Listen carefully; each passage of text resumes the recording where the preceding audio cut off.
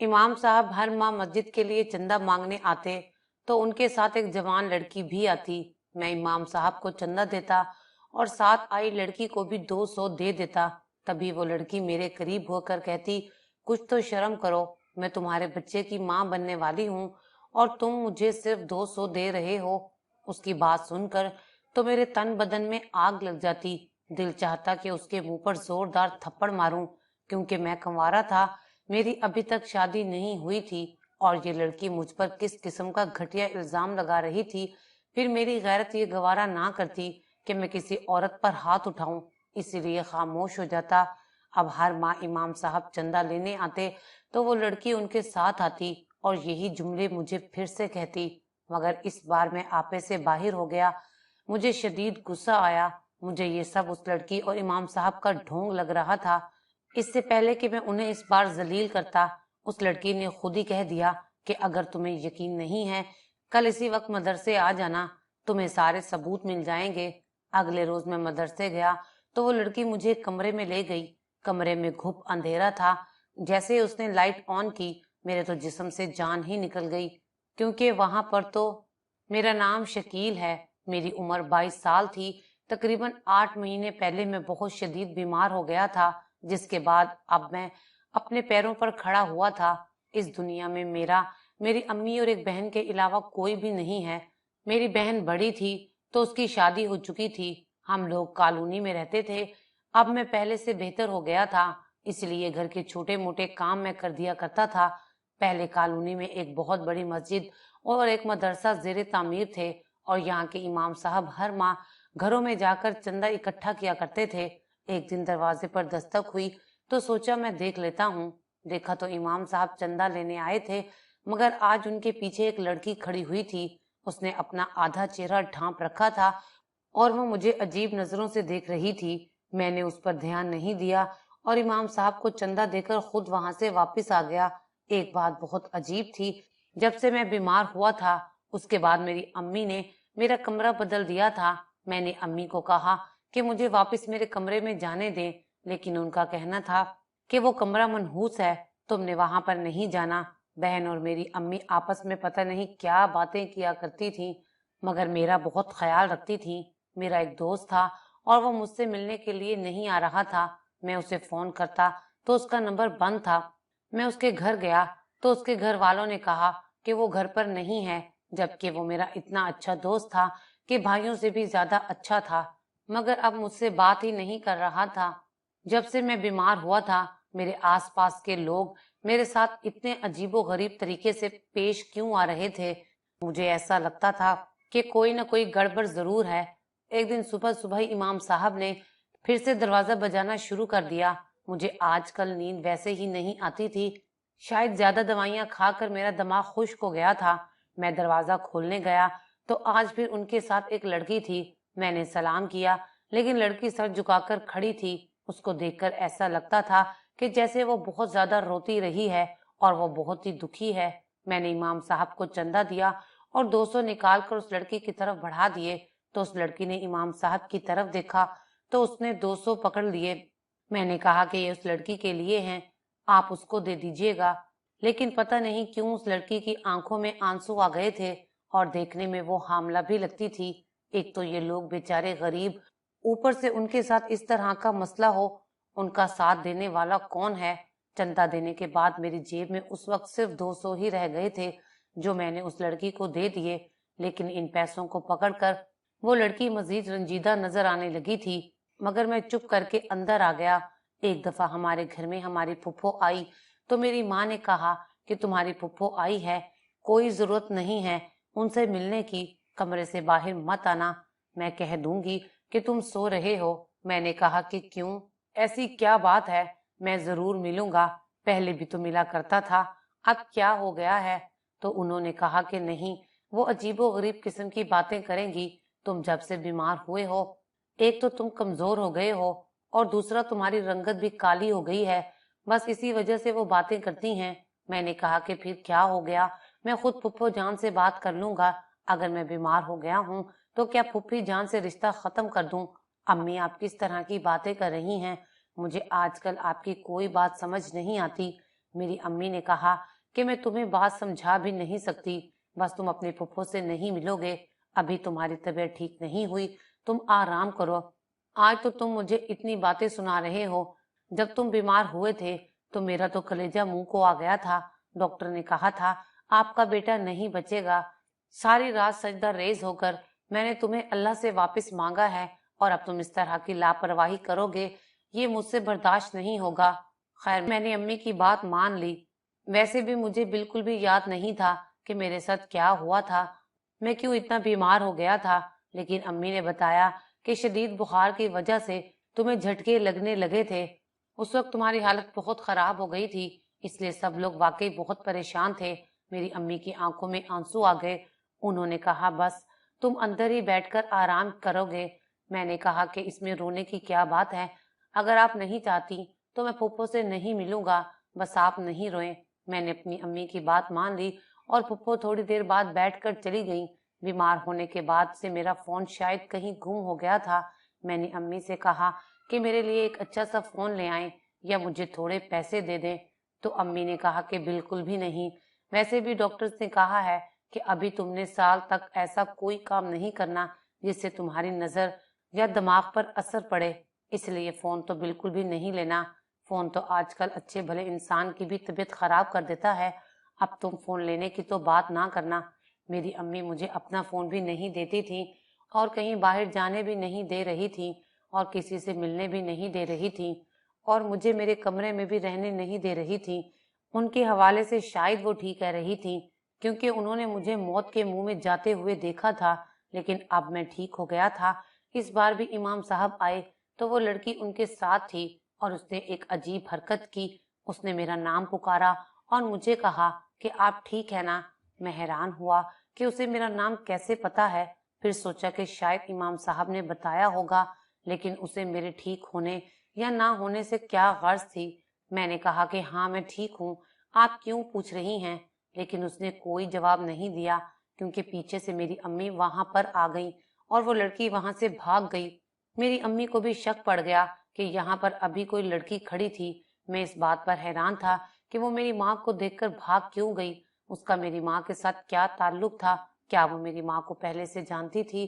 खैर, उसके बाद से अम्मी ने मुझे कहा कि अब तुम बिल्कुल भी बाहर ना निकलो, इमाम साहब को चंदा हम खुद दे दिया करेंगे। जब तुम बीमार थे तो हम ये काम खुद ही कर लेते थे। अम्मी ने तो मेरी जिंदगी आजाद करके रख दी थी। मुझे समझ नहीं आ रहा था कि अम्मी ये सब कुछ क्यों कर रही हैं। मुझे किताबें पढ़ने का बहुत शौक था और मेरी किताबें मेरे पुराने कमरे में पड़ी थी। एक दिन मैं अपने पुराने कमरे में जाने लगा तो उसको ताला लगा हुआ था, लेकिन मेरे पास भी एक चाबी मौजूद थी जो मेरे कॉलेज के बैग में थी। मैंने चाबी वहां से निकाल ली। अम्मी खैर से पड़ोस में गई हुई थी और बाजी तो वैसे ही अपने घर होती थी, लेकिन वो हमारे घर बहुत आती जाती थी। उनका शोहर शिकायत करता था कि ये औरत अपने घर बैठती नहीं है और मेके में ज्यादा रहती है।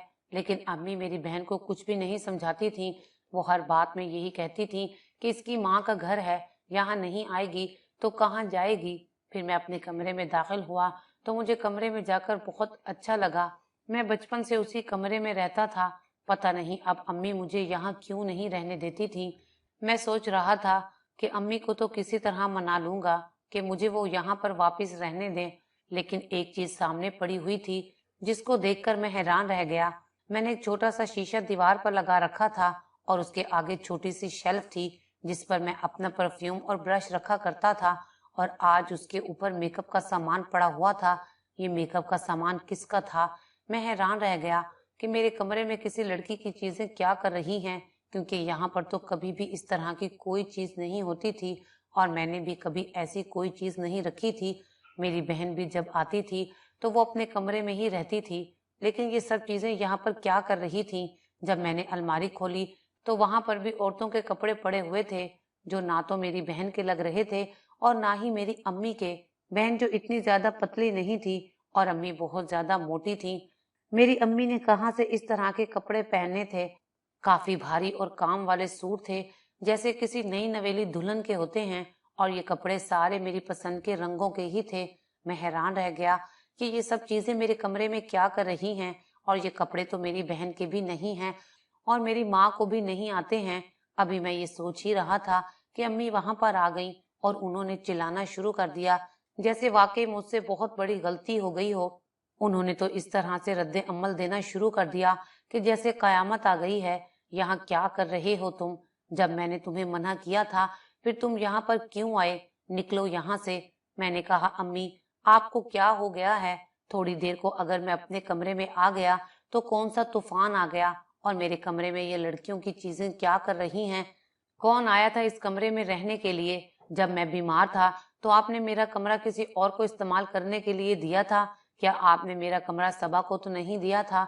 सबा मेरी खाला की बेटी थी और मेरी माँ उसके साथ मेरी शादी करना चाहती थी, लेकिन मुझे वो लड़की बिल्कुल भी पसंद नहीं थी क्योंकि उसका किरदार ठीक नहीं था और उसने मेरे ही एक कजन के साथ चक्कर चलाया और उसको धोखा दिया था और उस कजन ने खुदकुशी कर ली थी जो मेरा बहुत अच्छा दोस्त था। इसलिए मैं उससे बिल्कुल भी शादी नहीं करना चाहता था, लेकिन मेरी माँ यही चाहती थी कि मैं उसके साथ शादी कर लूं। वो जब भी घर आती थी तो मेरी माँ उसकी ऐसी खिदमत करती थी कि जैसे वो कोई पीर है। मुझे लगा कि जब मैं बीमार था तो उसे रहने के लिए मेरा कमरा दे दिया गया था। अम्मी ने इधर उधर नजर दौड़ाई। मैं घर के माहौल से बहुत तंग आ गया था। मैं कभी भी उस लड़की से शादी नहीं करना चाहता था, इसलिए एक दिन कमरे से निकल गया और कॉलोनी के चौक तक चला गया कि अचानक मेरी नजर उस लड़की और इमाम साहब पर पड़ गई। वो चंदा लेने के लिए आ रहे थे और मुझे देखकर मेरे पास आ गए।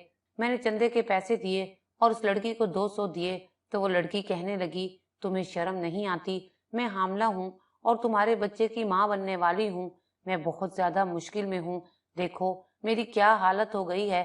तुमने कभी सोचा भी नहीं था कि मेरी ऐसी हालत होगी। तुम ही तो हो जो मुझे बचा सकते हो। खुदा के लिए मुझे बचा लो। मेरे दिन तो करीब हैं। बच्चा पैदा होने वाला है। मैं क्या करूंगी? मैं कैसे संभालूंगी इसको?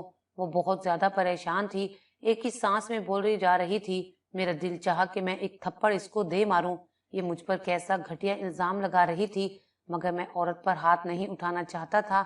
मैंने कहा, क्या हो गया है आपको? ये बच्चा मेरा कैसे हो सकता है? मैं तो आपको जानता तक नहीं। उसने कहा कि क्या तुम मुझे नहीं जानते? उसने अपने चेहरे से निकाब हटा दिया। वो आई तो इमाम साहब के साथ थी, लेकिन बहुत ही ज्यादा खूबसूरत, किसी शरीफ और अमीर घर की लगती थी, लेकिन फिलहाल उसकी हालत काफी गैर थी। उसने कहा कि मैं मारिया, क्या तुम मुझे नहीं जानते? मैंने कहा, मैं तो आपका नाम भी पहली दफा सुन रहा हूँ, तो मैं आपको कैसे जान सकता हूँ? आपको क्या हो गया है? उसने कहा कि तुम्हें यकीन नहीं है कि ये तुम्हारी औलाद है। अगर तुम्हें यकीन नहीं है ये तुम्हारी औलाद है तो कल सुबह 5 बजे मदरसे में आ जाना। मैं तुम्हें ऐसा सबूत दिखाऊंगी कि तुम्हें पता चल जाएगा कि ये औलाद भी तुम्हारी है और मैं भी तुम्हारी हूँ। मैं उसकी बात पर हैरान रह गया और मैंने कहा, ठीक है, मैं कल आ जाऊंगा। अगर वो बात इतनी यकीन के साथ कह रही थी तो मैंने भी उसे कह दिया था कि हाँ ठीक है, मैं आ जाऊंगा। लेकिन मुझे पता था कि ऐसा कुछ भी नहीं है। वो शायद मुझे किसी और के साथ गलत फहमी में मिक्स कर बैठी थी। उसको गलत फहमी हो गई थी। लेकिन एक औरत ये बात कैसे भूल सकती है कि उसकी कोख में किसका बच्चा है, उसका बाप कौन है? मैं घर आया तो अम्मी से अपने कमरे के बारे में पूछने लगा। वो बोली कि मैंने सबा को तुम्हारा कमरा दिया था, उसकी चीजें यहाँ पर रह गई हैं, इसलिए मैं तुम्हें इस कमरे में आने नहीं दे रही थी कि लड़कियों की चीजें हैं। तुम्हारे हाथ में कोई ऐसी चीज ना लग जाए जिससे तुम शर्मिंदा हो जाओ। जब मैंने कहा कि मेरा कमरा उसको देने की क्या जरूरत थी, अब तो वाकई ये कमरा मनहूस हो गया है। अब तो इस कमरे को 7 दफा भी धो लें तब भी मैं यहाँ पर नहीं आऊंगा। ठीक कहा था आपने। मैंने गुस्से में चाबी वहां पर फेंक दी। मेरी अम्मी ने जैसे सुख का सांस लिया और कमरे को दोबारा ताला लगा दिया। शाम को अम्मी ने मुझे पहले प्यार से खाना खिलाया और दवाई दी।